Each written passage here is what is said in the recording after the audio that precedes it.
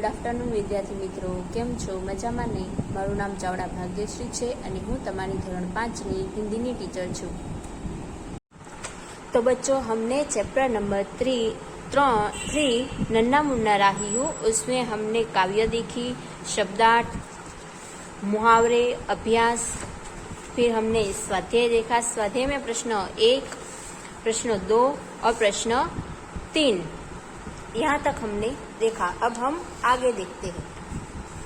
आगे है प्रश्न नंबर 4, मातृभाषा में अनुवाद कीजिए। मातृभाषा में अनुवाद कीजिए એટલે કે માતૃભાષામાં अनुवाद करवानुं छे। तो सबसे पहला वाक्य है, धरती पर पापी जन्म नहीं लेंगे। धरती पर पापी जन्म नहीं लेंगे, इसका मातृभाषा गुजराती होगा, पृथ्वी ऊपर पापी जन्म लेशे नहीं।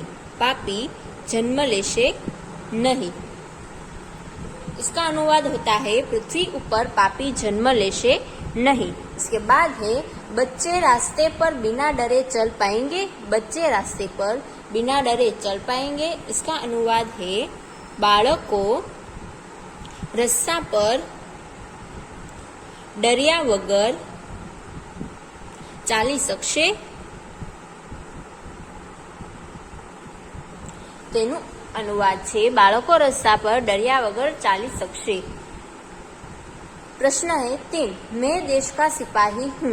मैं देश का सिपाही हूँ, इसका अनुवाद होता है, हूँ देशनो सैनिक छू। हूँ देशनो सैनिक छू।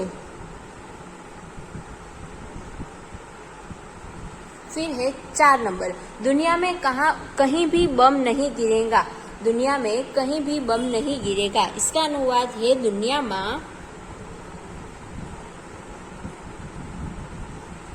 क्यांय पण बॉम्ब पड़शे नहीं। दुनिया में क्यांय पण बॉम्ब पड़शे नहीं। फिर है 5 नंबर, हमारे देश का नाम भारत है। हमारे देश का नाम भारत है, अपना देशनु नाम भारत छे। अपना देशनु नाम भारत छे। यथा अनुवाद फिर से देखते हैं। धरती पर पापी जन्म नहीं लेंगे। पृथ्वी पर पापी जन्म लेशे नहीं। बच्चे रास्ते पर बिना डरे चल पाएंगे। बाळको रस्ता पर डर्या वगर चाली शकशे। मैं देश का सिपाही हूँ। हूँ देशनो सैनिक छू। दुनिया में कहीं भी बम नहीं गिरेगा। दुनिया में क्यांय पण बॉम्ब पड़शे नहीं। हमारे देश का नाम भारत है। अपना देशनु नाम भारत छे। यह था प्रश्न नंबर 4, मातृभाषा में अनुवाद। अब देखते हैं प्रश्न नंबर 5, निम्नलिखित भावार्थ से संबंधित पंक्तियां कविता में से ढूंढकर लिखिए। निम्नलिखित भावार्थ से संबंधित पंक्तियां कविता में से ढूंढकर लिखिए। हमें नीचे कुछ पंक्तियां दी है, उसका हमें जैसे कविता में पंक्ति दी है वैसे लिखना है। तो सबसे पहला है, नन्ना राही बिना डरे रास्ते पर चलेगा। नन्ना राही बिना डरे रास्ते पर चलेगा, तो इसका पंक्ति में अनुवाद होगा, रास्ते पे चलूंगा ना डर डर के।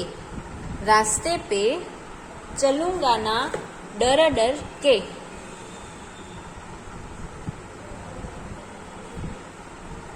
रास्ते पे चलूंगा ना डर डर के। इसके बाद है, नन्ना राही मंजिल पाए बिना दम नहीं लेगा। नन्ना राही मंजिल पाए बिना दम नहीं लेगा, तो इसकी पंक्ति है, मंजिल से पहले न लूगा कहीं दम। इसकी पंक्ति है, मंजिल से पहले न लूगा कहीं दम। मंजिल से पहले न लूगा कहीं दम। इसके बाद है, नन्ना राही सबका प्यारा बनेगा।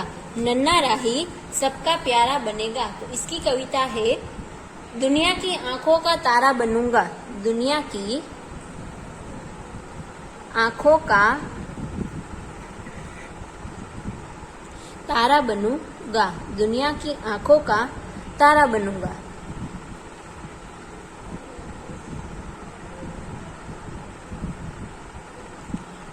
इसके बाद है हमारा देश शांति प्रिय है। हमारा देश शांति प्रिय है, तो शांति की नगरी है मेरा ये वतन।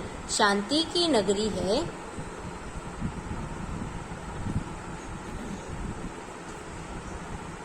शांति की नगरी है मेरा यह वतन।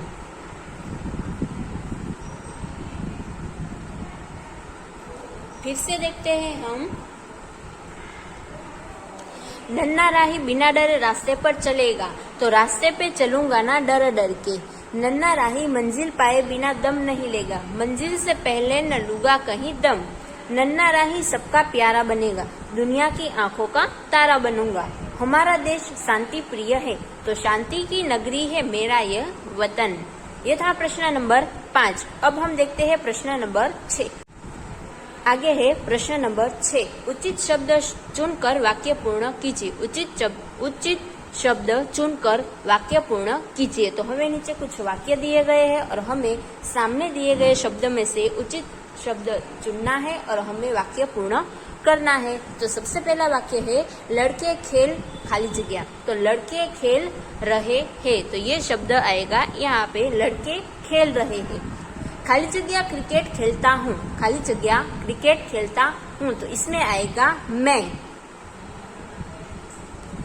क्रिकेट खेलता हूँ। मैं क्रिकेट खेलता हूँ। तीसरा है आप कहाँ जा रहे हैं। तो यहाँ पे आएगा आप कहाँ जा रहे हैं।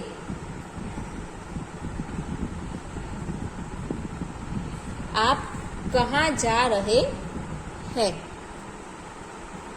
उचित शब्द के नीचे हम अंडरलाइन भी करेंगे ताकि हमें पता चले। इसके बाद है खाली जगह किताबों में से आपकी किताब कौन सी है। तो खाली जगह किताबों में से आपकी किताब कौन सी है, तो इसमें शब्द आएगा इन किताबों में से आपकी किताब कौन सी है।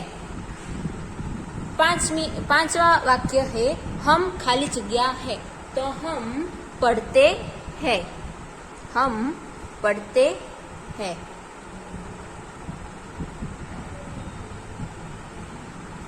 फिर से देखते हैं। लड़के खेल रहे हैं। मैं क्रिकेट खेलता हूँ। आप कहाँ जा रहे हैं। इन किताबों में से आपकी किताब कौन सी है। हम पढ़ते हैं। यह था प्रश्न नंबर 6। अब हम देखेंगे प्रश्न नंबर 7। कविता के आधार पर देश या सिपाही के बारे में 5-7 वाक्य लिखिए। कविता के आधार पर देश या सिपाही के बारे में 5-7 वाक्य लिखिए। तो इसके बारे में मैं बोलूंगी और आपको ध्यान से सुनना है। तो सबसे पहले हम देखेंगे देश के बारे में।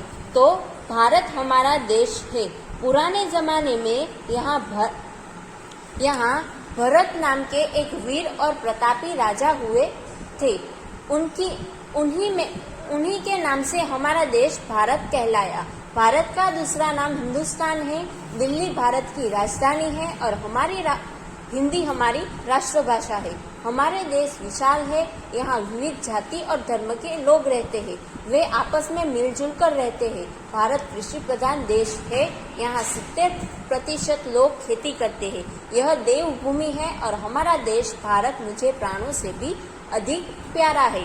फिर से बोलती हूँ, भारत हमारा देश है। पुराने जमाने में यहाँ भरत नाम के एक वीर और प्रतापी राजा हुए थे। उन्हीं के नाम से हमारा देश भारत कहलाया। भारत का दूसरा नाम हिंदुस्तान है। दिल्ली भारत की राजधानी है। हिंदी हमारी राष्ट्रभाषा है। हमारा देश विशाल है। यहाँ विविध जाति धर्म के लोग रहते हैं। वे आपस में मिलजुल कर रहते हैं। भारत कृषि प्रधान देश है। यहाँ 70% लोग खेती करते हैं। यह देवभूमि है और हमारा देश भारत मुझे प्राणों से भी अधिक प्यारा है। और ये था देश के बारे में। अब हम देखेंगे सिपाही के बारे में। तो सिपाही बड़ा निडर और साहसी होता है। देश की आजादी और देशवासियों की रक्षा करना ही उनके जीवन का लक्ष्य है। देश के लिए शहीद हो जाने में वह कभी भी झिझकता नहीं है। भारत का जवान हमेशा आगे बढ़ता रहता है। वह कभी किसी पर जुल्म नहीं करता। उसकी यही कोशिश रहती है कि तिरंगा झंडा हमारा ऊंचा रहे। देश में खूब सुख शांति बनाए रखना सिपाही अपना कर्तव्य समझता है। फिर से, सिपाही बड़ा निडर और साहसी होता है।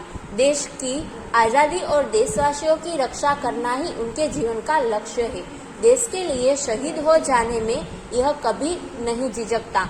भारत का जवान हमेशा आगे बढ़ता रहता है। वह कभी किसी पर जुल्म नहीं करता। उसकी यही कोशिश रहती है कि तिरंगा झंडा हमेशा ऊंचा रहे। देश में सुख शांति बनाए रखना सिपाही अपना कर्तव्य समझता है। यह था प्रश्न नंबर 7। अब देखेंगे हम प्रश्न नंबर 8। इस गीत में बच्चे ने सिपाही बनकर देश की सेवा करने की भावना व्यक्त की है। सोचो, क्या देश की सेवा केवल सिपाही बनकर ही की जाती है? बताओ, लिखो, देश की सेवा कैसे करते हैं। तो हमें नीचे कुछ शब्द दिए, कुछ नाम दिए हैं। वे देश की सेवा कैसे करते हैं ये हमें लिखना है। तो सबसे पहले है किसान। तो किसान कड़ी मेहनत द्वारा बहुत अनाज पैदा करता है। कुदरती खाद का उपयोग बढ़ाकर कृत्रिम खाद व दवाइयों का उपयोग कम करके। तो किसान देश को बड़ी मेहनत द्वारा बहुत अनाज पैदा करता है। कुदरती खाद का उपयोग बढ़ाकर और कृत्रिम खाद व दवाइयों का उपयोग कम करके ये देश की सेवा करते हैं। इसके बाद है शिक्षक। तो बच्चों को उत्तम शिक्षा देकर, बच्चों में जीवन कौशल व जीवन मूल्य स्थापित करके और ऊंचे आकाशों का आवरण करके बच्चों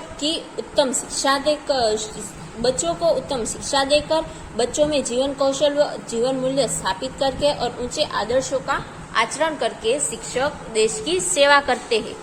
इसके बाद है खिलाड़ी। तो खेल दिली रखकर धोखेबाजी छोड़कर सही अर्थ में अपना कौशल्य दिखाकर वे देश की सेवा करते हैं। उसके बाद है कलाकार। तो कलाकार आजीवन कला की साधना करके केवल अर्थ को एकमात्र लक्ष्य न बना करके सकारात्मक दृष्टिकोण रखकर मूल्यों को उजागर करके वे देश की सेवा करते हैं। इसके बाद है आप, यानी कि हम। तो मैं अच्छी पढ़ाई का अपना कर्तव्य पूर्ण करके, अच्छे गुणों का स्वीकार करके, ऊंचे आदर्श रखकर और उसका आवरण करके और छोटी छोटी बातों का भी महत्व समझकर मैं देश की सेवा करता हूँ। तो ये था प्रश्न नंबर 8।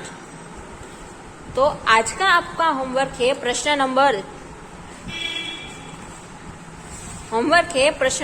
3, प्रश्न नंबर 4, प्रश्न 5, प्रश्न 6। ये 6 प्रश्न आज आपको आपकी हिंदी की नोटबुक में लिखना है। फिर से सुन लीजिए। प्रश्न नंबर 3, प्रश्न नंबर 4, प्रश्न नंबर 5 और प्रश्न नंबर 6।